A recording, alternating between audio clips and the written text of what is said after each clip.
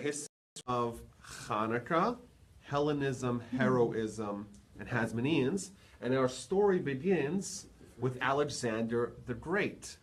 He assumes power at the age of 20, taking over for his dad, Philip, and he begins an unprecedented conquest of the entire known world. He was very systematic about what he did. So he began, of course, with the arch enemy of the Greeks. Of course, that's the Persians, the arch nemesis of the Greeks, and he continues to mow down country after country, land after land in the entire known world.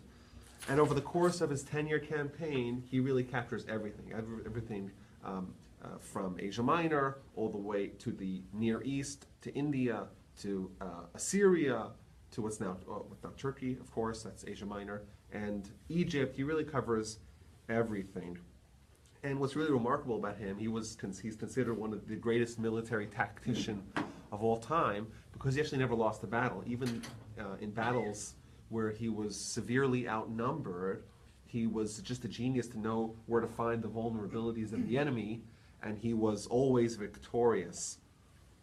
And it's interesting for the Jews that he actually captured Jerusalem without a battle and without any blood. And it's actually, I think, the only time in history Jerusalem has changed hands, I think about 100 times over the course of our known history. And the only time that it happened peacefully without any battle was this time. Now, the backstory to that is that the enemies of the Jews, we call them the Bad Samaritans, they had lobbied Alexander for permission to destroy the temple. Now, we're in the middle of the Second Temple era, and the Jews have a high priest, and they have a temple, and they have sacrifices, but the land is not free of internal enemies. They have, if you remember, when the Babylonians destroyed, when the Assyrians destroyed the kingdom of Israel, they had sent the 10 lost tribes of Israel packing, and in their stead, they brought a group of people called the Samaritans, which were a thorn in the side of the Jews for centuries. So the Samaritans, they were disappointed that the Jews had a certain degree of sovereignty over the land, and they had a temple. So they told Alexander that the Jews are rebelling against you, they don't want to support you, they're really secretly supporting the Persians, and they tried to get him to grant the permission to destroy the temple. Now, the Jews sent Shimon Tzaddik, who was one of the last members of the Men of the Great Assembly, and he was also the high priest, to convince him to change his mind. And the Talmud, in the book of Yoma 69a, records the encounter that happened between Shimon Tzaddik and the contingency of Jews and Alexander.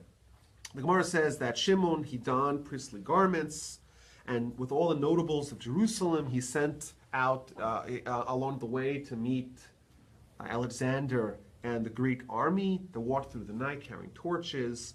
At dawn, they met, and Alexander asked his generals, "Who are these people?" And they told him, "Well, these are the Jews, the ones who rebelled against you." As they got closer, and he recognized Shimon Tzaddik, he gets off his horse and he bows before him, which is unthinkable. The most powerful person in the world at the time is going to bow before the lowly Jew.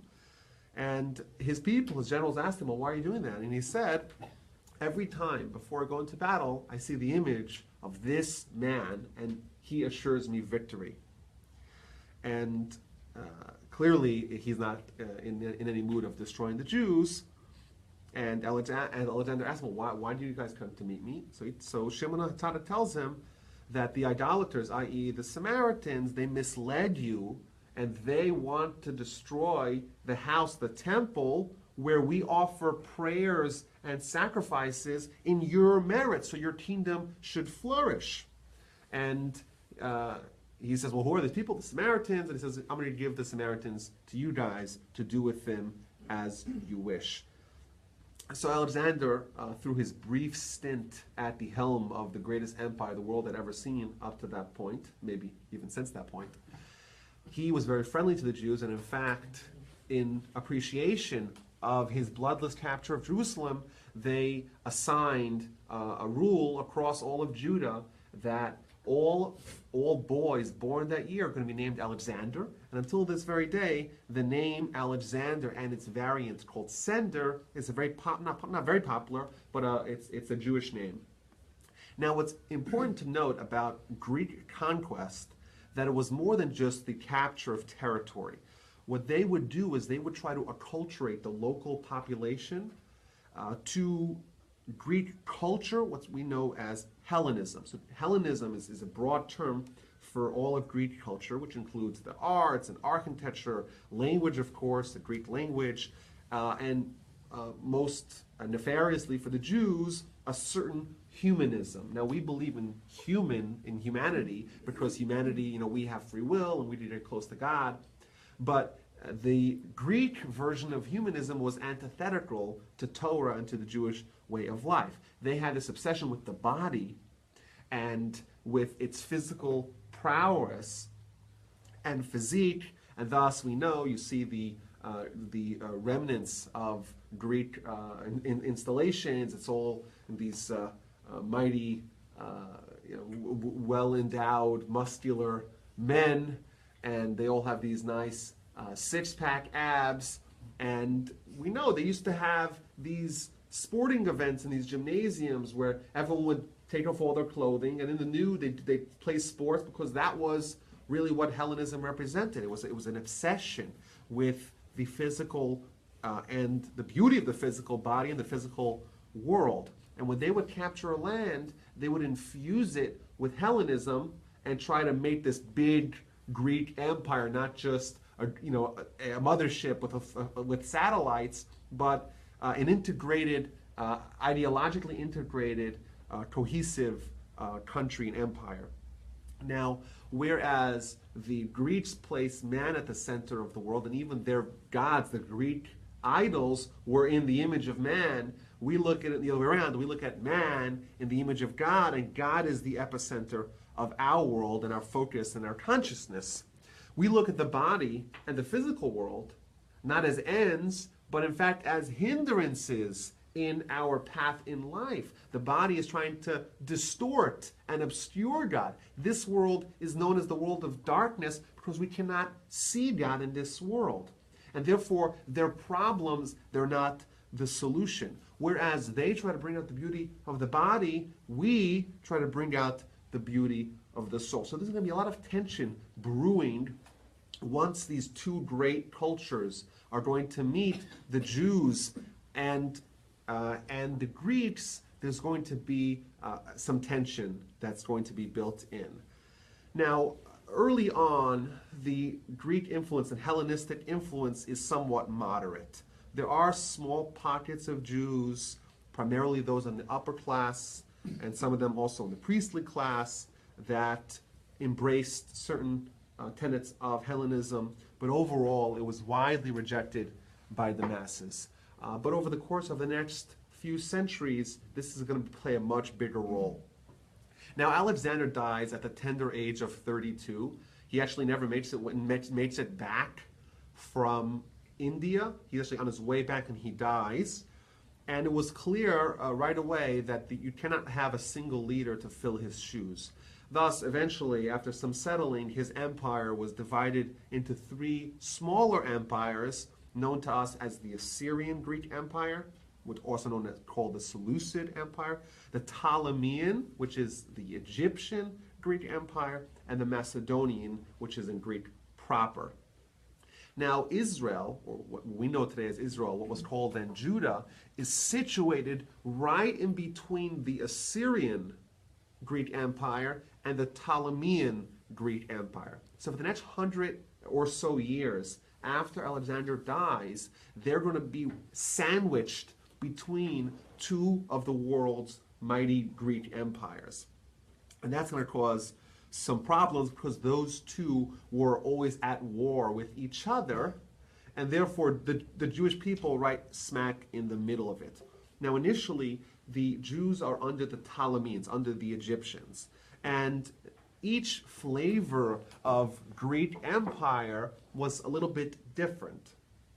They still were Greek and they still espoused Hellenism, but they weren't quite exactly the same. So when the Jews are under the Ptolemies, Hellenism begins to rise and develop, but the Ptolemies weren't as aggressive in pushing their Hellenistic agenda as the Assyrians were. So the Jews were a little bit shielded from the brunt of Hellenism because they were under the Ptolemies. Now, during that 100 years when the Jews were under the Ptolemies, there's one major critical development that happened. Well, there's a lot of critical developments, but one really important one that happens. And that is under the leadership of Ptolemy II. So you have Ptolemy I and then Ptolemy II. This was a time where there wasn't a lot of war, there wasn't a lot of conquest. The center of the stage was no longer about battle, and therefore the people began to interest themselves in a lot in Greek culture and Greek ideas, and particularly literature. So what the Ptolemies did, they would establish libraries all across their conquered people that had a wide selection of Greek writings and Greek philosophy. Now, there was one book that Ptolemy really wanted to have but couldn't access, and that's the Torah. Because the Torah, until that point, was never translated. It was always in Hebrew, and the Greeks, they read Greek, they didn't read Hebrew. So what he did, he invited all the sages, a selection of sages, he invited them down to Egypt. He didn't tell them why he's inviting them. And then he took, it was 72 sages, and he put them into different rooms, and he said, okay, now each one of you, independent of each other, are going to translate the Torah. And the reason why he did that is because he really was curious to know what was inside the Torah. But if he asked the Jews to come up with a translation, then they'll say, well, they'll conspire together to alter the translation in a way that would maybe sound a little bit more favorable. He wanted an authentic translation. So he called all the Jews, and not telling them why, under the ruse of some other reason, and then he separated them from each other, and then the 72 rabbis, each in their own little room, had to translate the Torah from Hebrew to Greek. So the Talmud tells us in the book of Megillah what happened. It happened that King Ptolemy gathered 72 elders and placed them in 72 rooms without telling them why he had gathered them. He went to each of them and said, translate the Torah of Moses, your teacher, for me. And the Talmud describes that a miracle happened, that all 72 of them made slight alterations in 36 different locations in the Torah. For example, instead of saying, Bereshit bara Elokim, in the beginning God created, there's a certain mistake that can happen. Because if you actually read that literally in Hebrew, Bereshit, which means in the beginning, bara Elokim, which could be misread as this entity called Bereshit created bara Elokim, created Elokim, as if there's some other power named Bereshit that preceded God. So in order to avoid Ptolemy and the Greeks to misinterpret the Torah, they changed it somewhat in some places from its literal interpretation to interpretation that is more accurate. And this story, it's noteworthy for several reasons, because now we know that 245, so about 2,250 years ago, the Greeks already had a copy of the Torah, and thus any questions about us altering the Torah really cannot start from that point on, because already at that time we were powerless to try to change it because it's already in the hands of the Greeks, so we can't change it. Number one. But number two, I think this really shows some of the unique relationship that the Jews have with the Greeks and the commonalities that they had. Both of them are obsessed with knowledge, are obsessed with learning, obsessed with literature. They both had a universalistic vision for mankind, and that's why the Greeks were so interested in learning about the Jewish way of life and Jewish culture and the Torah. The problem is that just like the Greeks were interested in us, we or certainly many groups of Jews, were also interested in them. So Hellenism is being promoted by the Ptolemies, and it really had a harsh impact on the nation. So Greek cities were built in Israel, like we mentioned, libraries full of Greek philosophy were erected, pagan temples, gymnasiums, and houses of entertainment and sport were built. And unfortunately, there's a swath of Jews that were swept away by this initial wave of Hellenistic influence. And also internally, we meet the rise of two other groups, one of them called the Baitusim. We don't know so much about them historically, but their sister group called the Tzedokim, or the Sadducees, they both rise at this time in history. These were two students of the rabbis. One of them's name was Baitus, his name was Tzadok, and they began to reject a central core tenet of Judaism, the oral Torah. And thus, they each spawned a following, one called the Baitusim. The followers of Baitus became the Baitusim. The followers of Tzadok became the Tzedokim, known in English as the Sadducees. And they would be a subsection of the Jews that's going to cause a lot of problems for the masses for about 300 years. They begin at this time. So we'll ask questions at the end. Baitusim were probably as impactful as the Tzedokim. It's just that they're not written so much about by Josephus, so we don't know so much about them from a historical sense outside of Jewish literature.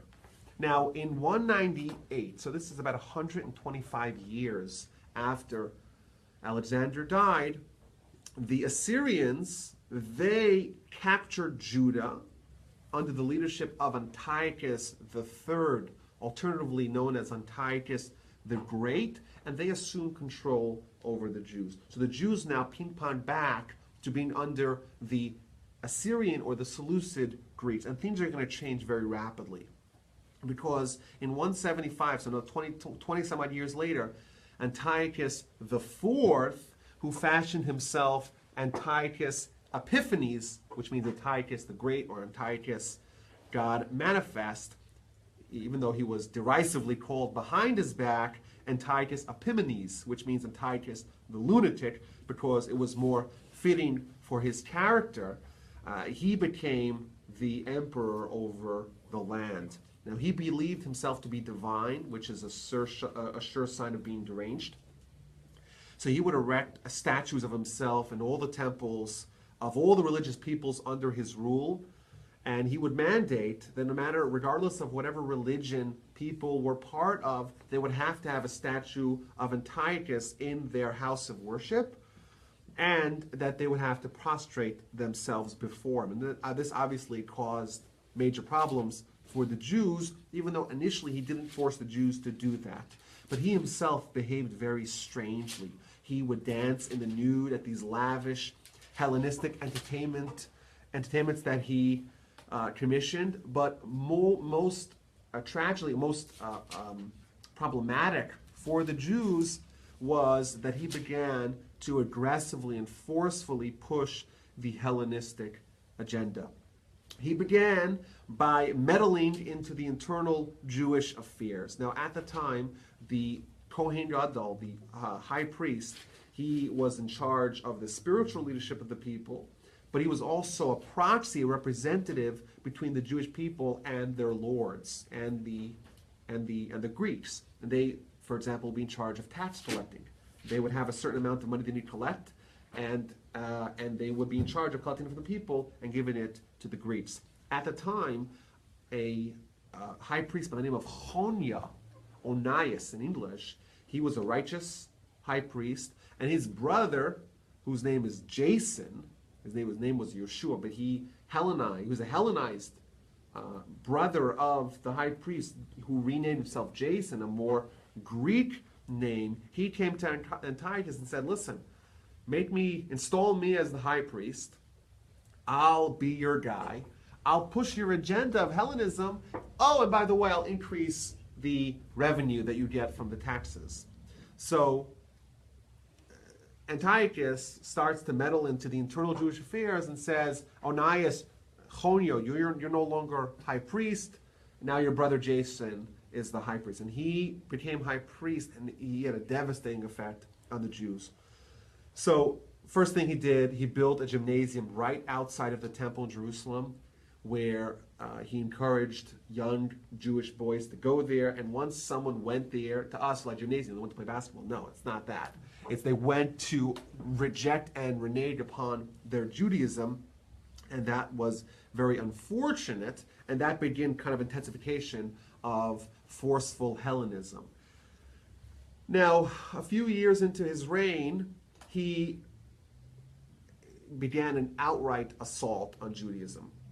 He established severe restrictive edicts against many core Jewish practices. He banned the study of Torah. He banned the observance of Shabbos or other Jewish holidays. He banned the exclusivity of kosher, circumcision, the laws of nida, all these on pain of death. They would force feed pigs to Jews. Jewish mothers who dared to have their son circumcised, not sacrificed. That wouldn't be a good idea.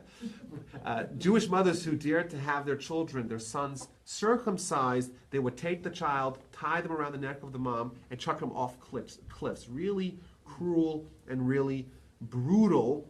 But the worst of all, especially for the Jews at the time, he installed an idol to the pagan god Zeus in the temple, and he commissioned sacrifices to it. And there is, in our view, there's no greater defilement of the sacrosanct than to have the holy temple be defiled in such a manner. Now, it's important to mention here that we tend to think of this efforts of Hellenization to be primarily the result of Antiochus. The truth is, it was primarily the result of the Jewish Hellenizers. And indeed, if you look at any point in history where there's great tragedy, frequently the Jews themselves are more to blame for the misfortune than the Gentiles that come up with the really aggressive edicts against the Jews. These Hellenizers were a different variety of Jews. These were Jews that, they were the kind of Jews that we unfortunately see some of them today, self-hating Jews. They wanted to stamp out the Jewish national character. They wanted to become Greeks and to forget about what it means to be Jewish. So they stoked the fires of this Hellenistic efforts of Antiochus, and he just followed suit with what they wanted. Now, the majority of Jews, it's important to note, we see a rise in heroism at this time. The majority of the Jews, well, some of them capitulated, they yielded to Antiochus and the Greeks mostly out of fear. You have the Hellenizers, those are the bad people. They're the ones who encouraged this. Some Jews yielded out of fear, but the overwhelming majority of Jews, they resisted and they refused to obey, even if it meant great suffering. Men and women were strangled, they were whipped to death, really terrible things, torn to pieces, crucified alive. At this time, we see a lot of Jews are escaping. They escape to the mountains, they escape to the caves, and thus the tradition of the dreidel comes from this time. What they would do is they would go to the caves to study Torah, and when the authorities are inspecting all the caves to see who's studying Torah, who's performing mitzvos, they pull out the game. They pull out the dreidel. Oh, we're just here playing dreidel. And that became the tradition. Now, it's important to note that we see a little bit of a bifurcation here with the Jewish people. The Hellenizers, they're all gung-ho about this. But all the other Jews that were kind of on the fence, they were, they were enchanted by Hellenism, of course. It was very enchanting, but they were still loyal Jews, so they were kind of torn between these two worlds. Those Jews, well, to them, now the real character of the Greeks became clear and apparent, and they obviously were horrified by what they saw, and that indeed strengthened the Jewish character and resolve for most people. Now, we know the story of Hannah and her 7 sons. That is a great example. It's a symbol of the thousands of men and women who demonstrated a most fiery devotion to God in the midst of such challenges. There was widespread martyrdom widespread heroism, but things were really, really bad. In the year 167, in the city of Modi'in, a band of Greek soldiers came. They erected an altar, and they sought a Jew. They gathered all the Jews and said, is there a Jew here who's willing to sacrifice a pig to the pagan god?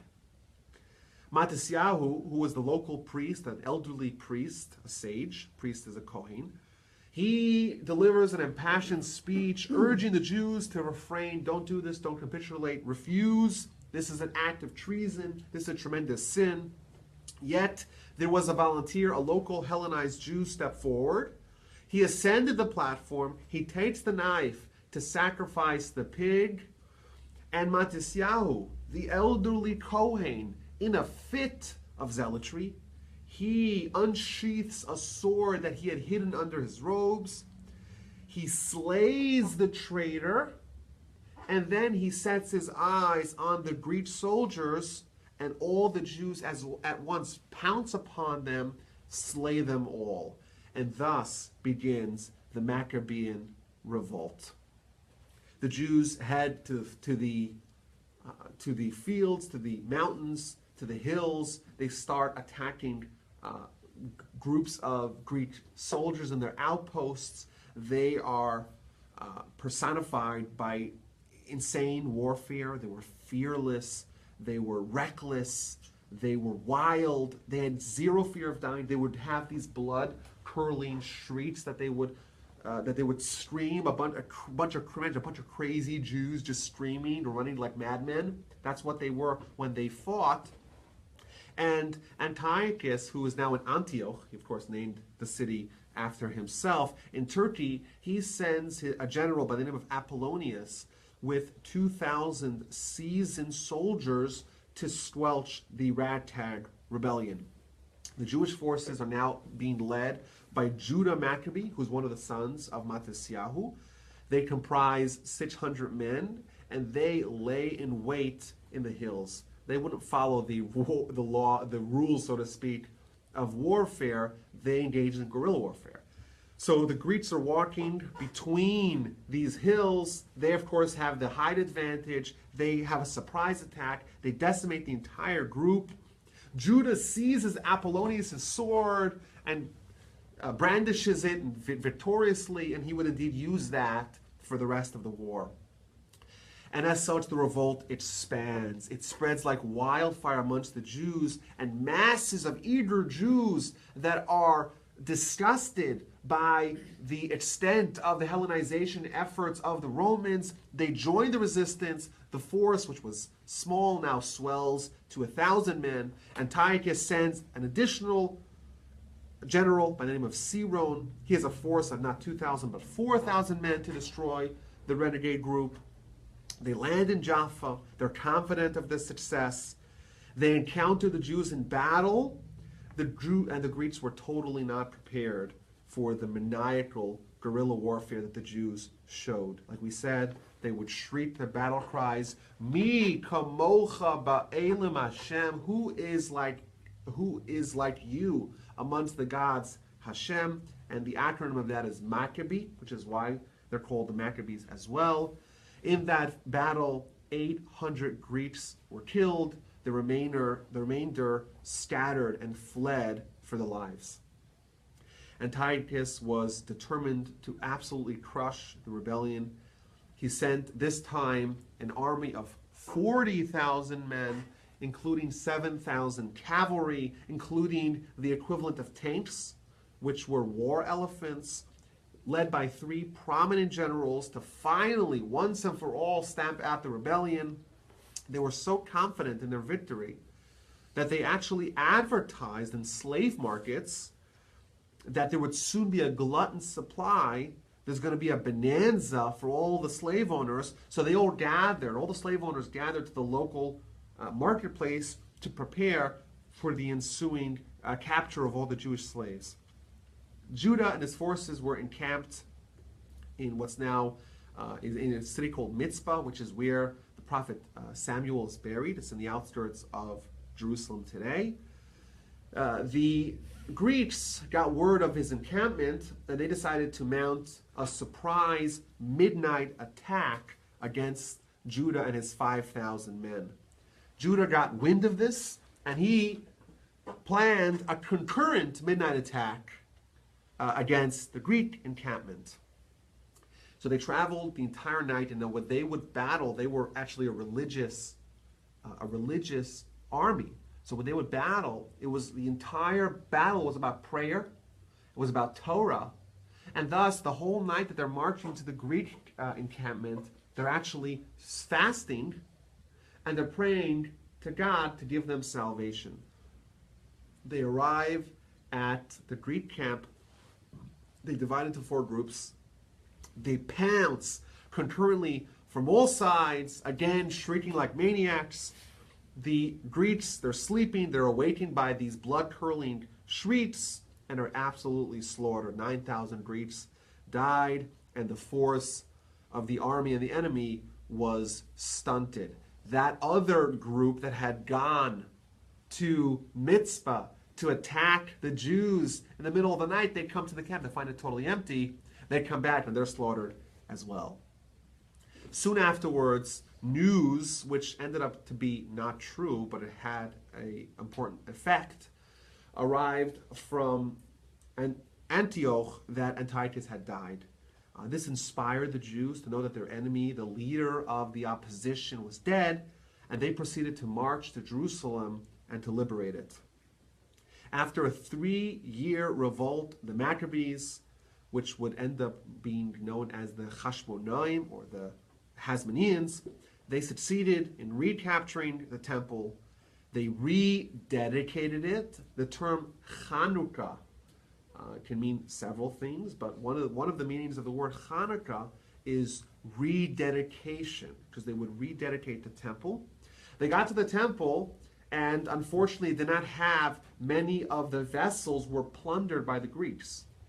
So they built a makeshift menorah, like a kind of one that you would do if you didn't have a menorah. They just assembled containers to hold the oil, but they were faced with a major problem because they didn't have any uncontaminated oil to fill their flasks with. But they miraculously found a single flask of oil that had in it the stamp of the high priest. That was the first drop, the virgin olive oil, the best kind of oil. They lit it. It was supposed to last for 1 day. Miraculously, it lasted for 8 days. And that granted them sufficient time to produce new virgin olive oil and to maintain that tradition, to that mitzvah.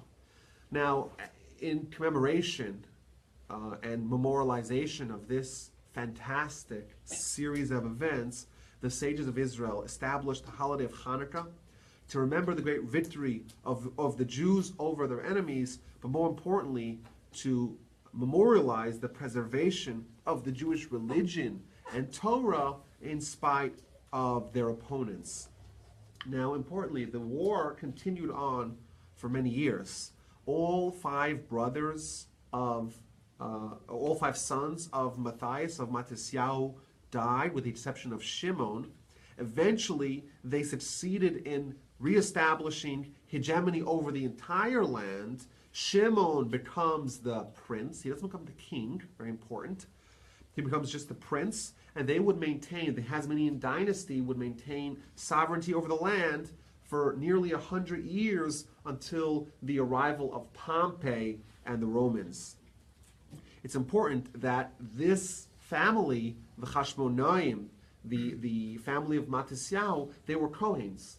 And we know that a Kohen cannot be a king because they're from the tribe of Levi. To be a just king of Israel, you have to be from the tribe of Judah, from the Davidic line, from the family of King David. When Shimon became king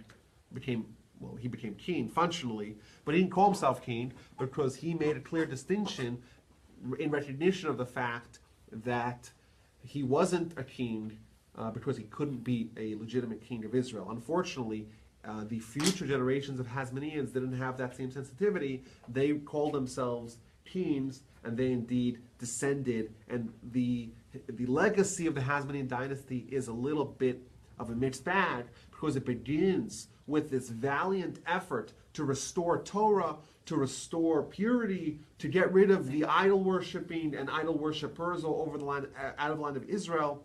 It begins with a righteous king, but unfortunately his son and the rest of the line would all be Sadducees, and sadly that wouldn't last, and the Romans would arrive. Now, the holiday of Hanukkah, we have a special prayer that really captures the essence of the miracle. And we read this during the holiday of Hanukkah. I want to read it here to you guys. In the days of Matisyahu, the son of Yochanan, Kohen Gadol, the high priest, and his sons, when the evil, wicked Greek kingdom stood up on your nation Israel to make them forget your Torah, to remove them from the laws of your will, and you, God, with your overwhelming mercy, you stood up for them in their time of sorrow. You fought their battles. You judged their judgings. You avenged their vengeance. You gave the mighty ones, i.e. the Greeks, in the hands of the weak ones. You gave the multitudes in the hands of the few. You gave the impure in the hands of the pure. You gave the wicked in the hand of the righteous. And those that are wanton sinners in the hands of those that study Torah. And for you, O God, you made a great and holy name in your world. And for your nation, you made a salvation, a great salvation on, like this day, i.e. as bright as the day. And afterwards, your children came to your house, to your temple. They cleared out the sanctuary from all the idolatry. They purified the holy location, and they lit the candles in the courtyard of your holiness. And they established the 8 days of Hanukkah to give thanks and to praise God to your great name. It's important to note the way we look at this, we look at it as primarily being a religious war. They came to make us forget the Torah. They came to make us go away from the laws of Torah. And indeed, we know that Torah won a tremendous victory. What's important to note, if you actually read the historical accounts that the non-Torah individuals, entities, wrote of that war and that rebellion, that successful rebellion, they were written primarily by Sadducees. So Josephus, when he doesn't mention the miracle of the...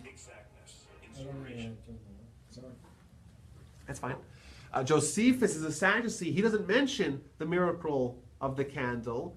The book of Maccabees, which is not a holy book for us, it's a holy book for the Christians, but that tells the story in detail. That was also written by Sadducee Jews, and they attempted to augment the military aspects of the war, which indeed they were miraculous, but they tried to downplay the religious implications of the war, and that's manifested, personified by the oil, by the miracle of the oil. And it's important to note that when the sages established the memorialization of this holiday, they did it by not focusing. There's no mitzvah that's oriented with the warfare. You think about it. You have a group of 4,000 warriors standing in the face of 40,000 seasoned warriors with generals and with professional armaments. That's a tremendous miracle. Yet, the miracle that is perpetuated for eternity, that it's eternized, is the one about the religious implications, the one of the flask of oil. And I think the lesson for us is that what was truly under assault was Torah. What was truly under assault was the character of our nation. And indeed, what would have been much more disastrous had it not come forth was the Torah. If you think about it, and this is again a pattern we see throughout history, if we lose a battle, it's a confined loss. It's terrible. Maybe there's tragedy. Maybe there's victims, but the Jewish nation goes on.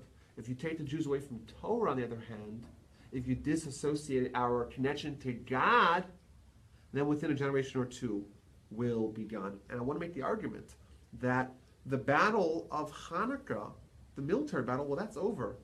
Indeed, that continued. That was about a 28-year battle. And it's over. And it really has no meaning for us. But the spiritual battle of Hanukkah, that continues. Because while the Hellenists are gone, and the Sadducees are gone, their ideas are still in our world. There are many Jews today that would love nothing more than to have the Jews become Hellenists. So what does that mean today? It means to get acculturated to the host nation, wherever that may be. It could be in France, in England, in Germany, in South America, or in the United States. There's Jews today that identify not as Jews, but as whatever country they're living in. And let me ask you a question. How is it any different than Hellenism? It's modern day Hellenism. And thus we still face, when we get to the holiday of the holiday of Hanukkah, we have to realize that this is not merely reenacting a miracle that happened so long ago. Of course, that's important. But what's important for us to realize that the Torah is always under assault. Throughout every point in history, it's under assault. And there's Hellenists, and there's Sadducees, and there's Greeks. Today, they have different names, and they have different styles, but the real goal, the real war to make us forget the Torah and to disassociate us from the mitzvahs of God, that is still in place. And thus, I think we have to take a lesson in this holiday to try to be heroic and have the same inspiration that they had to stand up for their beliefs. There was a question.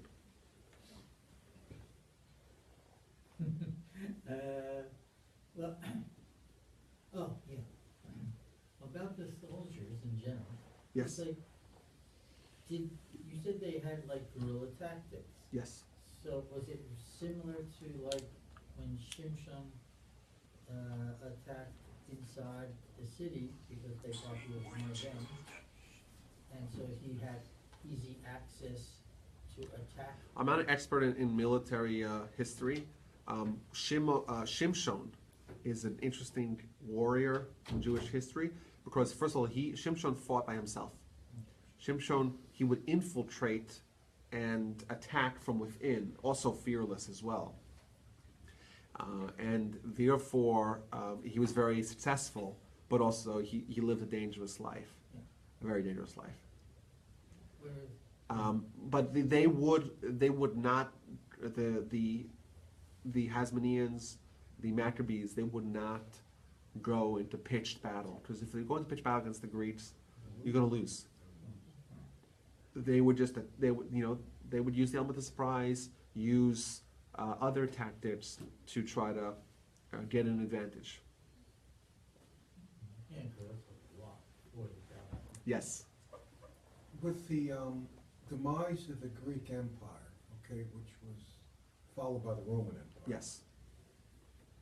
How many years approximately between those two? We were under Greek rule, Israel, and then we became under. And didn't we invite the Romans to come in? Yes. So what happened is that there was a Hasmonean queen who ruled for 9 years, and then she died.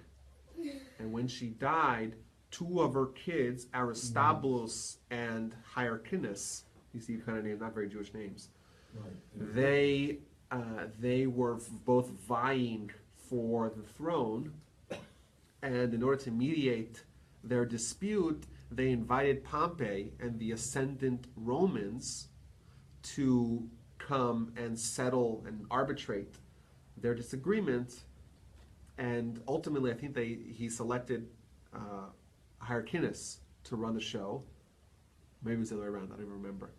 But either way, they were just puppets. The Romans really had control. And then a couple of years later, when Pompey's assassinated and Julius Caesar becomes emperor, and the Romans really solidify their control, well, they're going to be there for hundreds of years. You know, from the middle of the 1st century before the Common Era, for hundreds and hundreds of years. And then it's not the Romans, it's the Byzantines, but it's just the evolution of that empire. Go ahead. Why is there 8 days in Hanukkah? There should be 7 because only 7 days of a miracle. Was that question?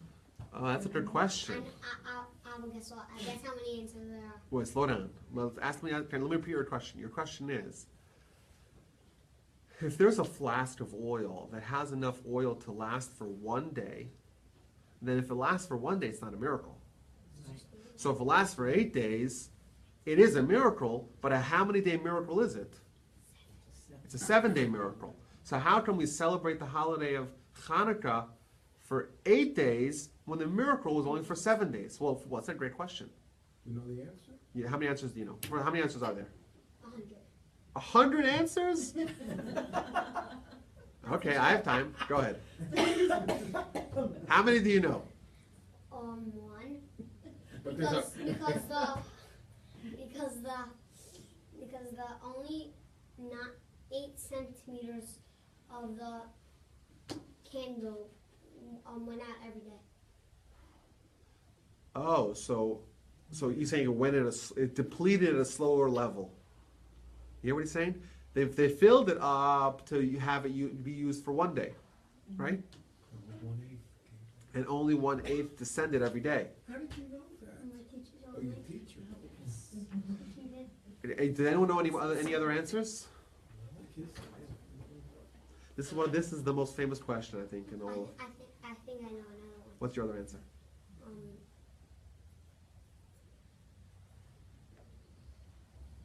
I forgot it. Well, one of the other answers to a very famous question. Here's a question. If they had a flask of oil that lasted, or that could have lasted, for 1 day, then it's only a 7-day miracle if it lasts for 8. So why are we celebrating an 8-day miracle? We should only be celebrating a 7-day miracle. That's his question. So one of the answers that he gave is that it depleted at a slower rate. So they filled it up for 1 day, and every day an eighth of it depleted. Another answer given is that they put in an 8. They knew it would take them 8 days to get another flask of untainted oil, and therefore they only filled it in with an 1/8, and it lasted for the whole day, which is a variant of that answer. Another answer is that there's one day we celebrate the military victory, and 7 days we celebrate the miracle of the oil, and thus indeed we only celebrate 7 days for the miracle of the oil, but 1 day we celebrate for the military victory and miracle that happened. Why 1 day? Because, It was 28 years long. well, if we had a 28-year Hanukkah, we'd never get out of Hanukkah. But you'd like that, you get presents for 28 days. 28 years. 28 years. 28 years. But by the time the 28 years is over, it's when it starts again. Yeah, we're all grown by then. What's to say that God didn't recreate the oil every day? You're saying that God maybe recreated the oil again? I like that. I have another answer that I That like. wouldn't account for the 8th day. I have another You're answer. You're saying that it's disappearing slowly. Maybe he's replacing it. Like, yeah, replenishing it, yeah, maybe. Another answer that I like, there's a famous Gemara that tells that one of the rabbis sent his daughter to do errands. She was a really poor family, and they didn't have a lot of money, so they sent the daughter to do errands, but she bought the wrong thing. Why? They needed oil, and instead, she bought vinegar. And she was very disappointed because the family they didn't have the same liberal return policies that we have today. So you're stuck with the vinegar. So the rabbi famously said that, well, who determines that oil burns? Isn't that God? So if God can make oil burn, God can also make vinegar burn. So they pour the vinegar in the menorah, and they lit the vinegar, and the vinegar lit. And the truth is, for God, it's not harder to make vinegar light than it is to make oil light. Those are as easy. The thing is that we view it as a miracle. God doesn't make miracles for us. We view it as a miracle because if vinegar lights, that's a miracle. But if it's not a miracle, if we say, listen, God makes a light regardless of whether or not it's oil or vinegar, well then it's not a miracle, and thus God will make it light if you're righteous and meritorious to have it light for you. But what this really means is that whenever oil lights, it's a miracle of God. So when you light for one day, and there's fire for one day, that's a godly process just as much, really, in the real world, in the spiritual world, it's as much of a miracle as if you could stretch out the fire for 8 days. And therefore, really, the miracle is no different. It's no different to have the miracle of 1 day versus 8 days. They're both miracles. And once we're celebrating one miracle, we celebrate the other miracle. There's another example to that. We have, in last week's Parsha, we read about the birth of Joseph. Joseph is born after many years of Rachel being barren. And she's so devastated when she is barren that she tells her husband, if I don't have any children, I'm worthless. I'm as good as dead. And she finally has a child, and she names him Yosef for 2 reasons. First one, Asaf Hashem es charpasi, God gathered in my shame. And additionally, Yosef Hashem li ben acher, let the Almighty increase, add for me another child. So what does this mean that she named her child Yosef after Asaf Hashem es charpasi, God gathered in my shame? So typically you would say is that, listen, it's shameful, the fact that she doesn't have any children, everyone else has children, there's a lot of shame. That's embarrassing. That's shameful. And therefore, when she finally has a child, she says, my shame is down. But if you actually look at Rashi, Rashi tells us what the Talmud interprets this statement to mean, that before she had any children, anything that went wrong in the house was her fault. And Talmud gives examples. If a dish breaks, or all the figs are eaten, all the cookies are gone, right? There's only one person to blame, it's only Rachel. But once there's a child who's in the house, and something gets broken, it's now the child's fault. So if Jacob asks, who broke the dish, who ate up all the dates and all the cookies, you say, well, it's your kid. Did Rebecca and Rachel not live together? Rebecca? You mean? No, they each Rebecca had their own tent. That's evident. Because there were children in Leah's tent, right? That's right. But there were children in the maidservants. That's right. But Rachel didn't live with them. That's right. Rachel had her own tent. That's right. Okay. Now, so this is really surprising. If you were so devastated that you didn't have any children that you said, well, I'm worthless, I'm dead. You finally have a child, let's celebrate. I'm so happy I finally have a scapegoat to blame when there's missing cookies. There you go. It doesn't seem appropriate. Kids eat cookies blame a the lot kid. more than adults. That's true.